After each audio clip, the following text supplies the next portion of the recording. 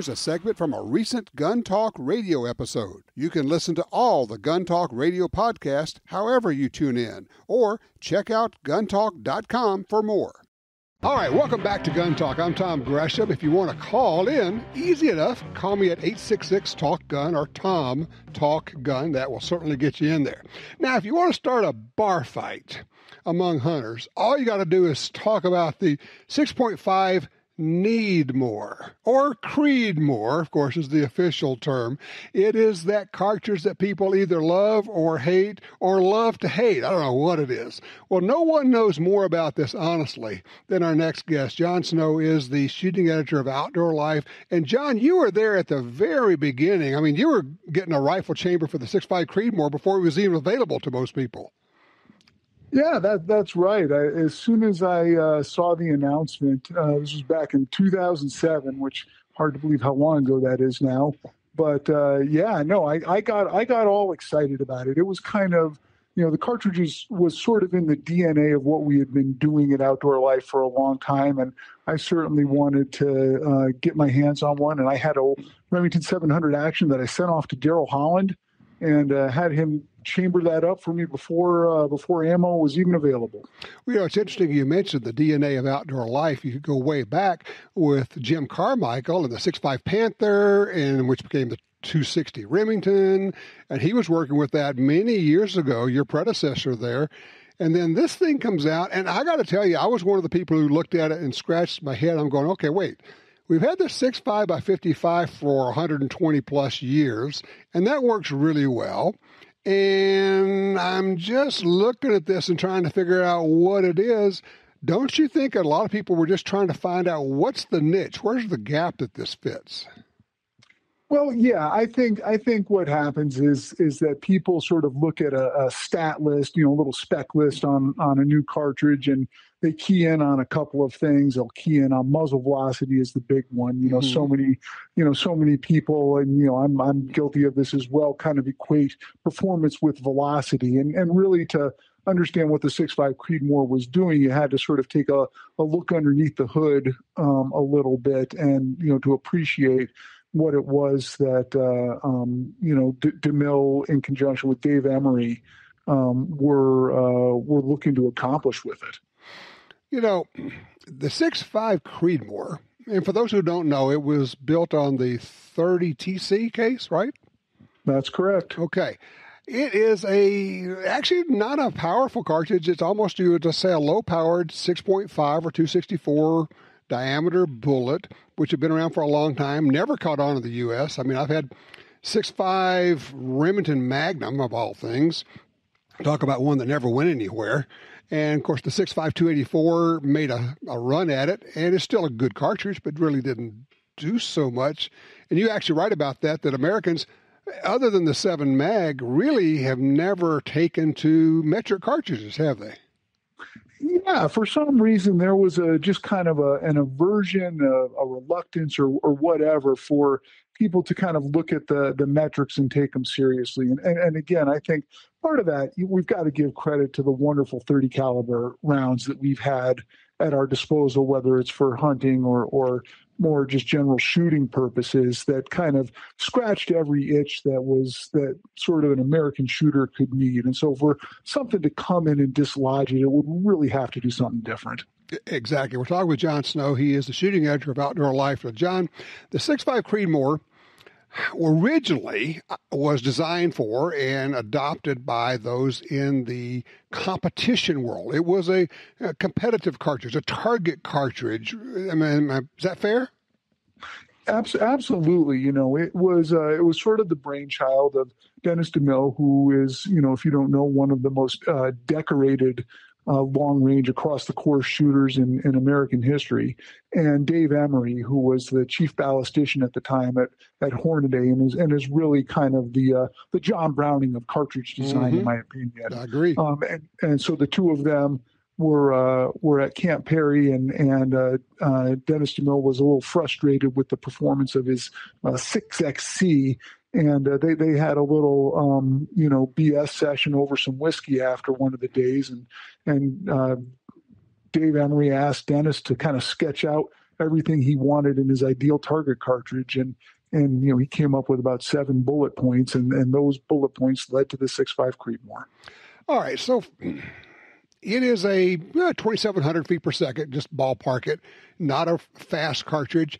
But what it does, and I have used this term a number of times to try to get people to understand what's really going on. Because honestly, particularly for experience, that is older shooters like me, we grew up thinking it's got to be magnum, magnum, magnum. It's all about velocity. That's how you get flat trajectory. That's how you get energy downrange. So you got to have the muzzle velocity. And now along come what I call magic bullets. And I mean, they really are almost magical what high BC bullets do. And you start at 2,700 feet per second with a really high BC bullet in the Creedmoor, and now you got the same trajectory as a 300 Magnum with regular bullets, and the energy delivered is pretty comparable once you get out 400 or 500 yards. And yeah, and you really hit on it. I mean, I think if you're going to point to any one thing that made the Creedmoor the success that it is the projectiles that have been developed. These long, sleek, heavy for caliber, super high BC, bullets for both hunting and for target applications. But really, the Creedmoor it's a great expression of all of the technologies and innovations that we've been kind of putting together in the shooting world, kind of coalesce into a single cartridge. So we've got these great powders that are very temperature stable. We've got these, great bullets, and also, as you and I are old enough to know that the quality of our rifles has improved so much. The quality of our optics has improved so much, and when you kind of take all of these factors, put them together, the Creedmoor in some ways, in retrospect, almost looks inevitable because it really is the cartridge that's able to maximize and leverage all of those advances. And, that's why it's so successful. There's one other thing I want you to touch on, and then I want to talk about using it for hunting. And that hidden part that people don't know about, or maybe they may have heard of, is that the design of the cartridge itself, along with the chambering of it, the chambering is more precise. Basically, the cartridge, as it's made, fits the chamber of the rifles better, not as much slop, which leads to the bullet being aligned with the bore more precisely, which does significantly increase the accuracy, right? Absolutely. Look, there's nothing that says that you can't take an old cartridge, an .6 or a 300 Win Mag, and get fine accuracy out of it. But if you're starting from scratch and using all of the best practices of what we know about cartridge design, you're going to develop something like the Creedmoor that has a steeper shoulder, has less taper to the case, that has a tighter throat dimension, so there's less kind of wiggle room when that bullet exits the case mouth. You add all of these things up, and you're just tipping all of those advantages or all of those factors in your favor for better accuracy. All right, here's the question: why do so many hunters hate the Creedmoor? Well, I think a lot of people just felt like the Creedmoor, once it sort of caught fire, ended up they feel like it was getting pushed down their throats a little bit, and I can understand that. But two, like, if there's one thing I've learned over my career of reviewing guns and everything else, is that often people are as interested in reading about a review of something that validates what they already have rather than necessarily learning about something new. And, you combine that with sort of the flinty skepticism that I think is part and parcel of hunters. I think that that it was almost inevitable that the Creedmoor was going to get a frosty reception. I mean, I think some of the hate directed towards kind of amusing, because it really is a wonderfully capable cartridge, not only in the competition world where I've used it a lot, but also as a hunting round. Okay, I've got a minute or so left. If you would just kind of go over, name a few, you've hunted a lot of stuff, a few of the things you've shot with it, and kind of where you feel the 6.5 Creedmoor falls as a hunting round.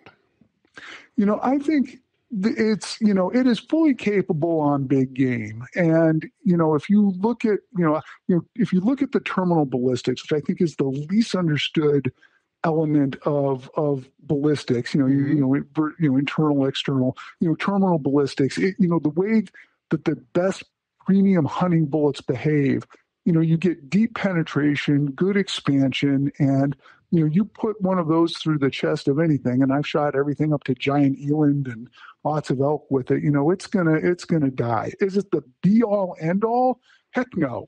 But it certainly isn't a weak cartridge by any standpoint. Certainly for deer size game. And you mentioned elk, and that's the one that just sets people's teeth on edge. And I have seen people shoot elk with a Creedmoor at 300 plus on and on yards and break both shoulders. I don't know what else you want it to do. Well, exactly. And there are bullets out there that will do that time and again. And, the fact is that the advantage that you might think you're getting from some big old magnum, if that bullet isn't still through the vitals, it's not going to make a bit of difference. It's still going to end up with a wounded animal. So, John Snow, you were there at the very beginning of the 6.5 Creedmoor. Are you still hunting with one? Oh, absolutely. I was just down in Texas chasing Carmen deer and Aoudad with one, and it's still one of my favorite go-to cartridges. There you go. So they want to read more about it. They want to see what you're doing. Where do they go to find your writing? Well, you can go to outdoorlife.com and search my name or search Creedmoor or just look under our shooting coverage. There you go. John Snow, thank you so much. I appreciate it.